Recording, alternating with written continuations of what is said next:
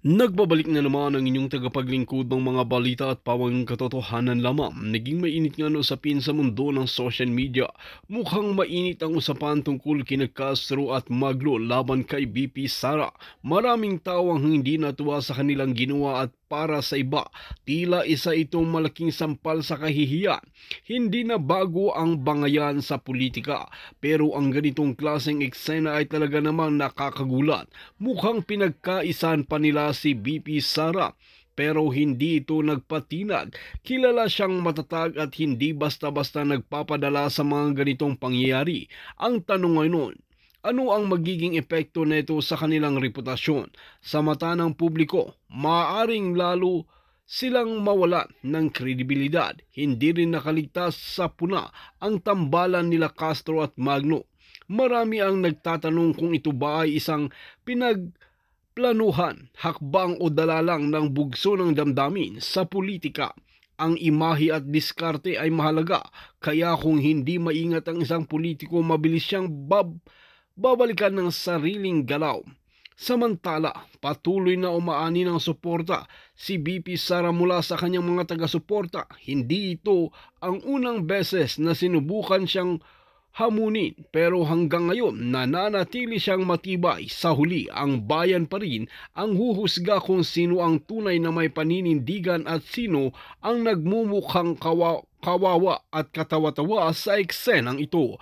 Well mga kaibigan, para nga sa karagdagang impormasyon, panoorin nga natin ang buong video. At kung bago ka pa lamang sa akin channel, huwag kalimutan i-click ang subscribe button at notification bell para lagi kang updated sa ating mga bagong video. At para sa sulit viewers natin dyan, maraming salamat sa walang sawang pagsuporta. Ayan na meron ho talagang problema dyan sa paglilipat ng pera na yan from PhilHealth mula sa bulsa ng mga walang hiyang leader ngayon sa atin. Hindi po budget ang tinanggal sa PhilHealth, guys, ha? Subsidy po mula sa gobyerno.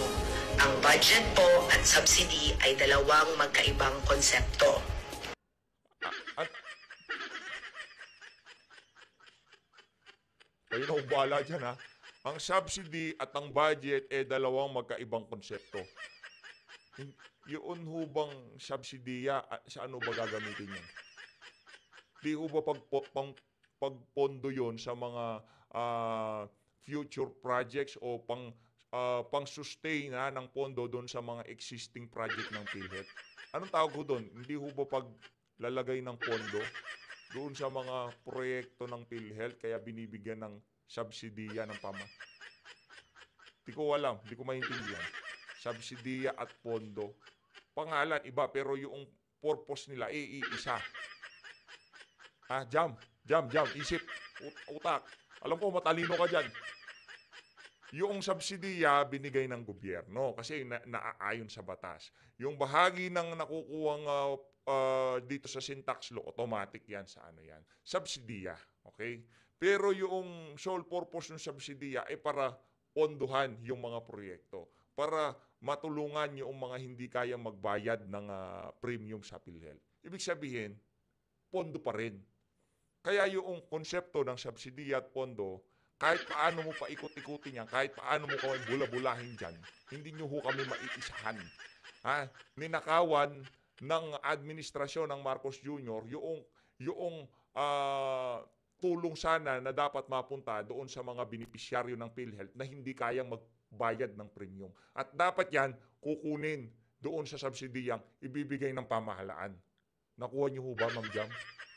Bakit naman bibigyan ng subsidy ng gobyerno ang PhilHealth kung may 600 billion pa itong nakareserba na pondo na hawak-hawak nila? Ano ho. Baka hindi alam ni Jam Magno na ang PhilHealth insurance entity, insurance corporation, insurance company o kung ano man yan. Na yung tipong pagka nagkaroon ka ng sakit, huhugot ka ng pera sa kanila. Kaya kailangan ho talagang i-zero budget yan. Kailangan ubusin yung mga savings o yung mga nakatabing pera ng PhilHealth para pagka nagkaroon tayo ng susunod na pandemya, pagka nagkasakit yung mga miyembro, wala na Yun hong savings, yun hong nakatabi ng PhilHealth, yun nakatalaga para kung sakaling yung mga kababayan nating benepisyaryo o miyembro, sabay-sabay na magkasakit, worst case scenario, meron nung ilalabas. Anong mangyayari pagka nangyari yun? Sabay-sabay nagkasakit ang mga miyembro ng PhilHealth. God forbid, wag naman sana mangyari yun, di ba? Pero hindi ho natin na alam mga dadalhin ng panahon, ika nga, tadhana. Kaya nandiyan yung pondo na yan para kung sakaling merong mangyaring trahedya at maapektuhan ng mga miyembro, merong ilalabas ang PhilHealth. Hindi yung tipong, uy, may pera kayo dyan ha. Pero meron ng pinaglalaanan yan. Kumbaga na-compute na nila, worst case scenario, magkano ang dapat na ilaan para dito sa mga miyembro ng PhilHealth. Kaya ho merong pera ang PhilHealth. Kasi nga, naghuhulog buwan-buwan yung mga miyembro dyan. Ha? Naghuhulog ho sila. Kaya hindi yung pwedeng question, no? Ba't kayo may pera, di namin kayo bibigyan ng subsidiya? Parang tanga no? Kanino ba mapupunta yung mga pera na yun? Pagmamay-ari ho yun ng mga miyembro, hindi ng gobyerno, hindi para sa inyo sabihin na kailangan nyo munang ubusin yan bago namin kayo bigyan ng subsidiya. Ulitin ko ha, hindi kawawa ang PhilHealth dahil tinanggalan sila ng subsidy kasi may 600 billion pa silang hindi nagagamit na pondo. Sa hindi po nakakaalam, ang PhilHealth po ay hindi po siya nag-spend according sa agency, kundi nag-underspend po siya. Kaya nga po, hindi kayo masaya sa serbisyo na binibigay ng PhilHealth po sa inyo. So kailangang mag-overspend, kailangan ubusin ng PhilHealth yung pondo na yon, 6 billion na yon. Para mabigyan sila ng subsidiya. Wala na, bangkarote na ho PhilHealth pagka nagkataon, di ba? Wala na subsidiya, gusto pang gamitin ng administrasyon yung pondo na nakalaan para sa mga miyembro. Anak ng toko, paano naman yung mga miyembro na nagbabayad na yung kanilang inuhulog gagamitin doon sa mga automatic covered na ng PhilHealth, yung mga senior citizen, yung mga PWD, hindi nagbabayad ng premium. Gagamitin nyo ho yung binabayad namin. Wala nga talaga tong mga tulisan kung mag-isip, no? Mga madudugas. Ano po ito ng PhilHealth? Mr. Commissioner, you got appointed as a commissioner when? Ad interim February 10. 2025. Yes, Your Honor. Ad interim, Your Honor. And you're the COA. Are you speaking here now as representing COA or as a resource person? As a resource person, Your Honor. But is that correct? You're a sitting COA commissioner. Your Honor, we are going through the records just as a witness for the records of COA, Your Honor. But the way I'm listening to your arguments, you are defending the position of the DOF. Your Honor, this has been a COA discussion also, Your Honor. And we have also reviewed this in light not only of this case, Your Honor, but So let me be clear. Are you speaking on behalf of the entire COA when you're speaking to the court now? Or are you speaking only from your knowledge as a COA commissioner? as a COA commissioner, Your Honor. So you're not here speaking for COA? No, Your Honor. Do you also audit the DOF? We do, Your Honor. Then isn't there a conflict of interest here? Your Honor, we were requested, Your Honor, to discuss the records. I know, and the but you're a definition. sitting commissioner. Yes, Your Honor. Don't you think there is a conflict of interest here? You're espousing views. The views are, the contending views are to be decided by this court. And now, a sitting Buti na lang ho nandiyan yung Korte Suprema para mapag-usapan yung mga ganyang klaseng issue sa ating bansa. No? Paano na lang ho kung wala ho tayong ganyan, no? Yung tipong pati yung mga ating maestrado dyan sa Korte Suprema, kagaya nitong mga congressman na to, di ba? Yung tipong di pa nag-uumpisa yung argumento, mga pinag-uusapan, na prejudge na nila yung impeachment, na prejudge na nila yung paglilipat ng pondo. Lahat ho, kumbaga, yung kanilang mga naratibo nakaayon na dito sa Bangag Administration. Buti na lang ho talaga meron tayong mga ganyang klaseng tao diyan sa Korte Suprema. Palakpakan ho natin yung mga yung Supreme Court ng Pilipinas. Napakahusay. Napakahusay. Sa tingin ho natin sa mga susunod na panahon mas magsha-shine pa ho itong mga maestrado na to, no? Yung mga mga associate justices, no, talagang nagpe-perform mo sila base sa interest ng sambayan ng Pilipino, hindi base sa interest ng kung sino-sino mga politiko diyan. Kaya natutuwa ho tayo sa ating mga nakikita diyan sa Korte Suprema. Ngayon naman ho, rekta ho tayo dito kay Vice President Sara Duterte.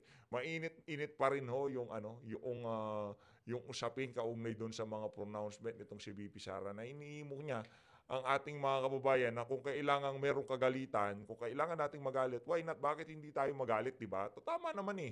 Hindi naman pwede hindi tayo magalit. Tao tayo, pagka merong nakakagalit, dapat kagalitan natin. Pakinggan natin itong mga kababayan. Malacanang sa sinabi ni Vice President Sara Duterte na karapatan ng taong bayan na magpakita ng galit sa gobyerno. At tungod man na sa mga tao nga ipakita ang ilang ang ilang kasuko naman say constitutionally protected freedom of speech and expression sa ato ang gasol. So, sakto ra na mahibalaan namo kaming mga nagatrabaho sa gobyerno kung unsay gusto sa mga tao. Bakit naman ngayon lang? Mas marami naman din pong nangyari nung panahon ng kanyang ama. Naku, si Aring Claire talaga. Nagawa na natin kahapon to pero susundutan pa ho natin ng isa.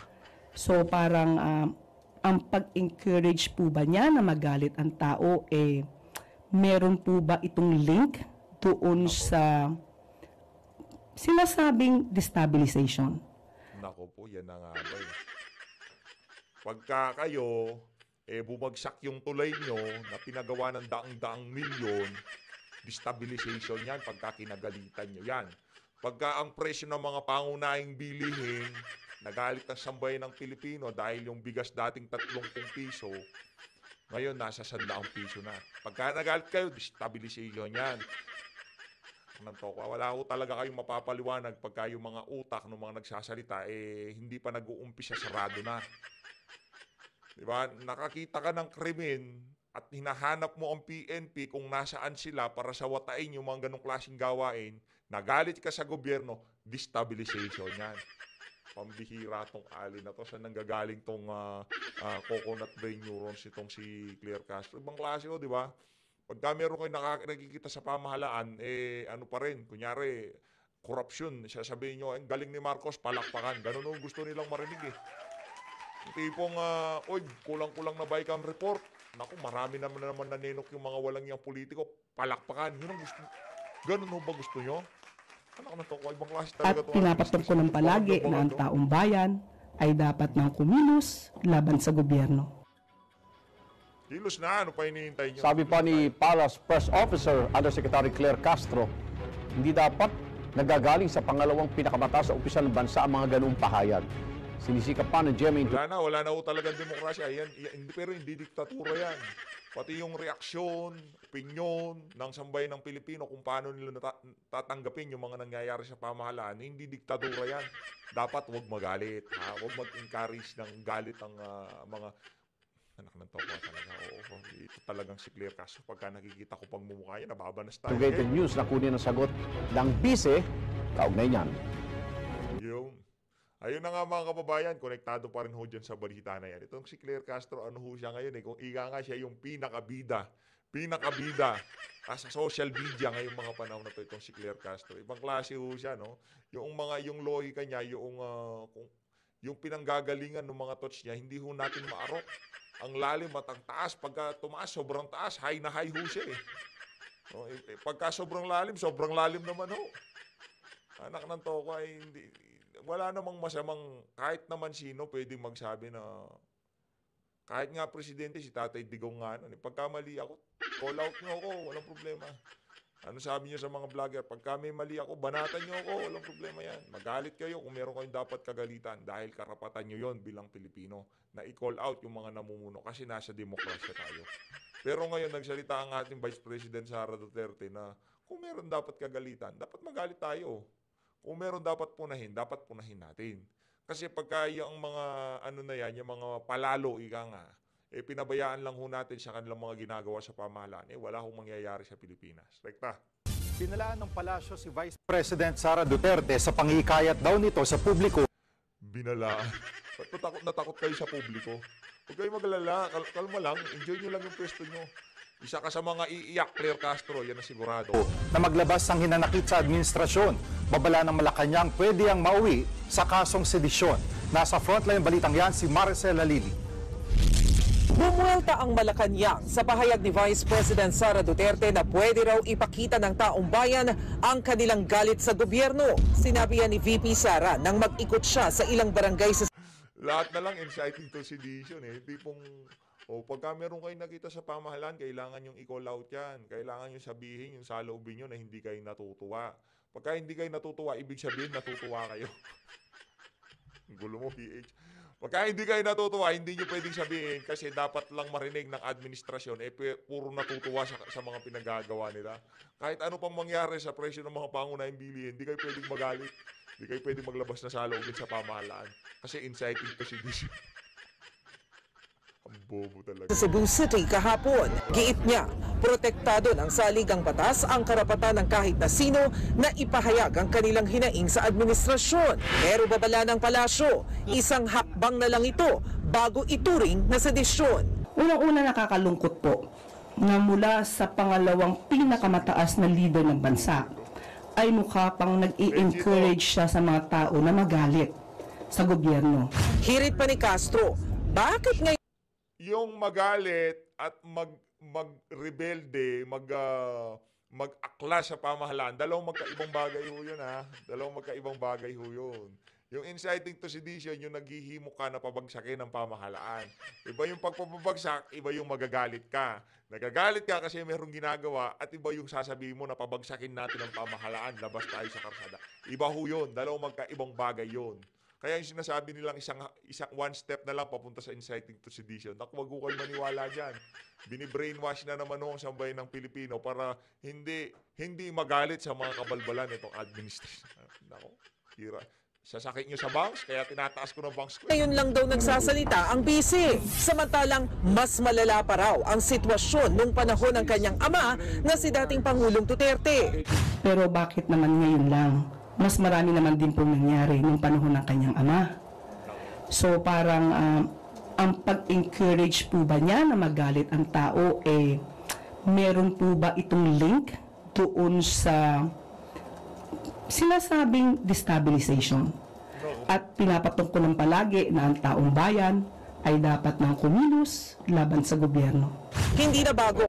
Dapat nang kumilos laban sa gobyerno, kaugnay ng mga bagay na talaga namang direktang naaapektuhan ng mga ordinaryong Pilipino. Kumilos tayo, magsalita tayo. Kung meron tayong nakikitang pang-aabuso, kumilos tayo, magsalita tayo pagka yung tipong hindi na ma-afford nitong si Juan de la Cruz yung mga bilihin sa palengke.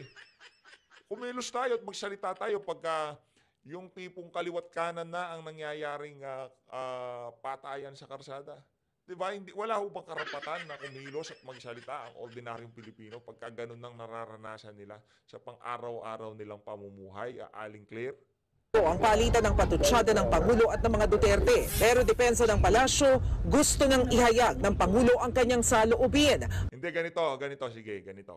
Kung bago lang ho kayo sa PH Update, alin ho ba yung merong mas punto sa mga nagsasalita dito? Tatanggapin ko ho ng maluwag sa aking dibdib na kung ang sinasabi niyong mas merong punto ang mga sinasabi nitong si Claire Castro kaysa sa ating mga sinasabi dito.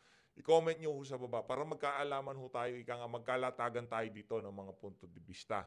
No? Kung sino ba talaga yung mas nakikita ng mga kasama natin dito na sa tingin nila kumbaga yung mga sinasabi merong karga ika nga. Gusto ho natin malaman. Para ipakita na hindi siya mahinang leader. Mahirap po na yung isang party lang ang sumusuntok. Kailangan din po tayong sumangga. Habang tumatapang ang mga pahayag ng Malacanang, yung suntok nyo naman, walang kakwenta-kwenta eh. Yung tipong inciting to sedition, di naman nagigikayat ng mag-aklas, magrebelde sa pamahalaan, pabagsakin ng pamahalaan. Wala namang ganun panghihikayat. Dapat na ho ba manghikayat? Ang sinasabi lang ni VP, pag may mali, punahin. Pag tama, palakpakan, banateros. Diba? Tiyempo namang nabuhay ulit ang videong ito online. Makikita rito ang tila pagwawala ng bagong palace press officer na si Yusek Castro. Pero paliwanag niya, 2015 pa ito nangyari at ipinagtanggol niya lang ang dati niyang kliyente na hinuli ng walang warrant of arrest. If given a chance to do that again, I will. Why? Because I did that for justice. I did it for just... Anak na to, ha? Madadaan naman sa diplomasya, yung video na lumabas na yon, isang katibayan na kayo gagamitin yung impluensya, posisyon, katayuan sa buhay para makuha ang inyong kagustuhan. Kaya kayo ho talaga tama kumbaga nagsama-sama yung mga walang niya sa pamahalaan, mga abogadong feeling entitled, mga magnanakaw na politiko, mga mukhang pera, mga kawatan sa pamahalaan. Nagsama-sama ho sila ngayong mga panahon na to, sa totoo lang. Entitled na walang hiyang abogado, yan, si Claire Castro. Pinsan nitong si Franz Castro. Apelido hanapin niyo yung family tree niyo, malamang sa malamang. Yung resemblance talaga, hindi mo natin may pagkakaila, ika nga Ito na mga kababayan, rekta ho tayo dito kay Manong Ted Filon, kaugnay dito sa mandatory registration ng mga survey firm ngayong 2025 election. Hindi na itutuloy. Naku, marami na naman magbibiba nito. Matindi-tindi ho itong balita na to. Hindi na ho mandatory yung pag-rerehistro ng mga survey firm. Ako. Pero okay din naman yan, di ba? Yung ibang mga nagsisurvey dyan, magpaparehistro tapos babayaran lang. Wala rin naman kwenta. Kaya tama rin siguro yan na huwag nang parehistro yan, baka survey na. Kasi kumbaga, siguro gustong i-screen, pinutusan ni Tambaluslos, o nitong si Marcos Jr. ang COMELEC na okay, kayo i-screen niyo yung mga mag-survey, alamin yung mga contact number nila, kailangan namin yung mga yan kasi dapat lagi kaming una sa mga survey. Siguro nakita nila, natimpla nila yung mga survey nitong mga survey firm na pabor naman pala sa atin, sapat na pala yung bayad nila, kaya wala nang registration, okay na yan. Kasi ang nangyari ko kasi niya, kaya nung una gusto nilang i-rehistro para makita ho nila yung lahat ng maglalabas ng survey ngayong 2025 senatorial election. Kumbaga talagang para mabili na yung mga dapat bilhin, mabayaran na yung mga dapat bayaran, ika nga. Kasi din naman kasi yan, business yan di ba? Yung mga politiko, naglalapitan sila sa mga survey firm na yan para magpakita sa social media, sa mainstream media na kami na bahala dyan. Kami na bahala sa sa position mo sa survey. Kaya nga talagang ang dami mong pumapasok sa na yan dyan, sa business na yan kasi laki ho ng kitahan dyan. Siyempre, mo isang politiko, bidding yan, pataasan. Yung top 12 na pinakamataas mag-bid, sila yung makakakuha dun sa top 4 spot ng mga survey result. Kumbaga ganito yan. Hindi ho tao tinatanong nila dyan. Tinatanong nila yung mga politiko. So magkano ang kaya nyong ibigay para mapunta kayo dun sa pinakataas. Ngayon, kung nakikita nyo, para hindi maging halata yung mga survey na yan, ilinalagay Senator Bato, Senator Christopher Bongo. Maliban dun sa dalawa na yun, talaga nagpapatagi siya, nagpaparamihan ng pera yung mga politiko na yan para malagay sila dyan sa mga survey na. Kaya wag ho kayong magpalito. Wag ho kayong magpabola. Ang ating mga kandidato, yung mga kandidato ni dating Pangulong Rodrigo Duterte. At kung yung mga nakikita nyo sa yung mga kandidato na yan, sila ho yung ating talagang susuportahan.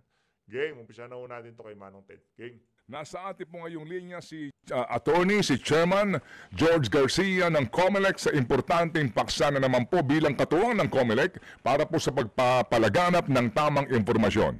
Magandang umaga po, Attorney George. Chairman.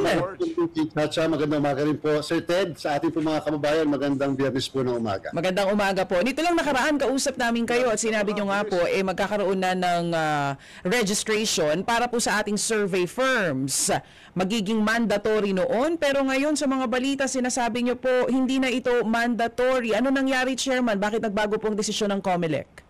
Tama po kayo, Ma'am DJ Chacha. Nung napag-aralan po natin mabuti, meron po kaming Section 2 ng aming pong guidelines, sinasabi namin mandatory ang registration. Pinag-aralan po namin mukhang ito ay magiging prior restraint sa tinatawag na constitutionally guaranteed freedom of expression and of speech. And therefore, siguradong dadalhin po tayo sa Korte Suprema at baka po makakuha pa ng restraining order. Kahapon po, isa po yan sa napunto sa diskusyon doon po sa ating po mga survey organizations. At sobra po tayo natutuwa, Sir Ted ng DJ Chacha, halos lahat po naandun sila. Yung mga credible at mga talagang malalaki na survey organizations, sabi po nila, very much willing sila na magparehistro sa COMELEC kahit hindi sila iobliga o walang mandatory registration. So ang isa po sa pinunto talaga nila, kaysa pumunta sila sa Korte Suprema, baka pwede mapag-isipan ng COMELEC na gawin na ng voluntary sapagkat sila naman ay mula ngayong araw at onwards magpaparehistro na dito sa atin sa COMELEC para lang ma-regulate sila. Oo. Chairman, dito ako medyo nalilito, baka pwede nyo po may explain sa amin. Sabi nyo nga po kasi voluntaryo na lamang kasi po pwede kayong, kumbaga ito ay curtails a freedom of speech. Pero posible pa rin kasuhan ng election offense kung hindi sila magpaparehistro. Paano po mangyayaring magiging election offense yon kung hindi naman po mandatory in the first place yung pagpaparehistro sa survey firms natin? Opo, Ma'am DJ Chacha, mukhang nakita ko rin yung news article. Mukhang nalito lang yung mismong reporter. Talaga po ang atin ang ngayon pinupunto ay hindi mandatory ang registration. Subalit pwede pa rin kami magkaso sapagkat tatandaan po natin, ang surveys kapag yan ay na-publish o napalaganap ay pwede po maging tinatawag na election campaign propaganda. At ang election campaign propaganda po ay regulated pa rin ng Commission on Elections. So ibig sabihin, kinakailangan na magkaroon pa rin ng reporting dito po sa amin sa COMELEC para po sa magkaroon ng malawak na impormasyon paano kinolekta yung survey